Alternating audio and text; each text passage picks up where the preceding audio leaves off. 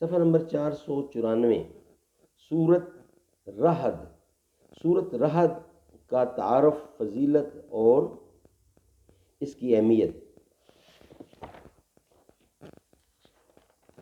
کتاب ہے توضیح القرآن، آسان ترجمہ قرآن تشریحات کے ساتھ، از مفتی محمد تقی عثمانی۔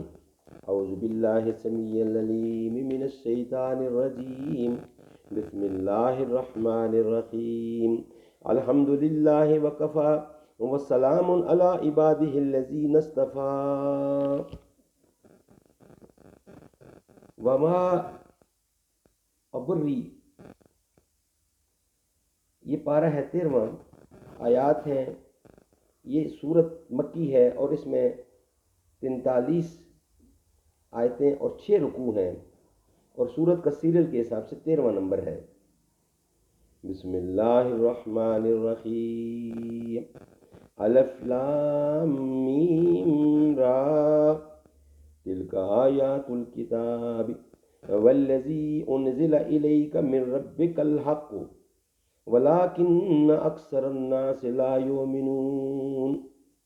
یہ اللہ کی کتاب کی آیتیں ہیں، اور اے پیغمبر، جو کچھ تم پر تمہارے پروردگار کی طرف سے نازل کیا گیا ہے برحق ہے، لیکن اکثر لوگ ایمان نہیں لا رہے۔ سورت رحد کا تعارف، اہمیت اور فضیلت۔ یہ سورت بھی ہجرت سے پہلے نازل ہوئی تھی، اور اس کا بنیادی موضوع اسلام کے بنیادی عقائد یعنی توحید و رسالت اور آخرت کا اس بات اور ان پر عائد کیے جانے والے اعتراضات کا جواب ہے۔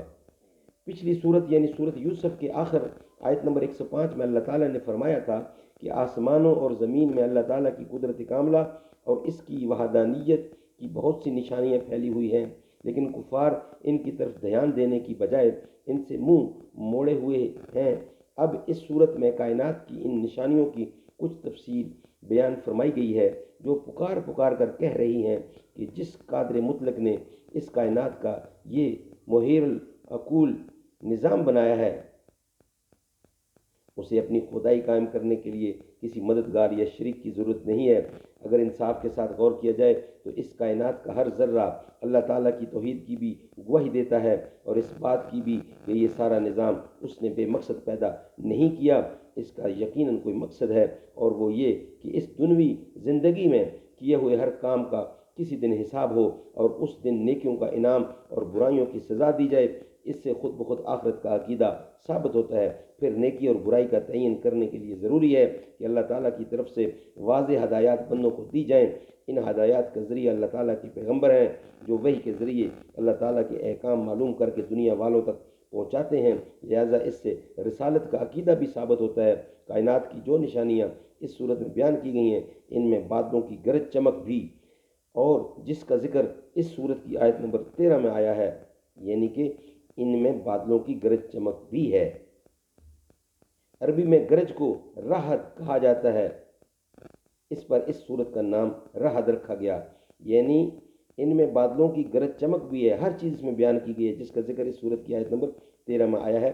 عربی میں گرج کو رحد کہا جاتا ہے، اسی پر اس صورت کا نام رکھا گیا ہے۔ اللہ تعالی ہمیں عمل کرنے کی توفیق عطا فرمائے۔ صدق اللہ العلی العظیم۔